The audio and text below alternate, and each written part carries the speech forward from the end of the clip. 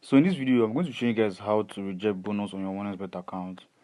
Before we proceed, don't forget to use our promo code Chelsea TV when you register into your OneXBet account. And to do that, you click on the big green register button above. On the next section, you will have other options there, so you click on full. On this next section, you'll be asked to input all the necessary information needed there.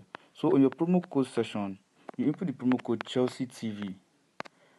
After inputting the promo code Chelsea TV, you get a 200% bonus on your first deposit, which means when you deposit $10,000, you get $40,000. Okay guys, back to our video. So to reject a bonus on your OneXBet account, you click on the menu button below. After clicking on the menu button below, you click on the account balance option above. As you can see, you have your main account.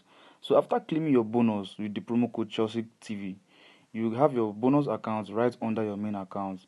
So you click on your bonus account.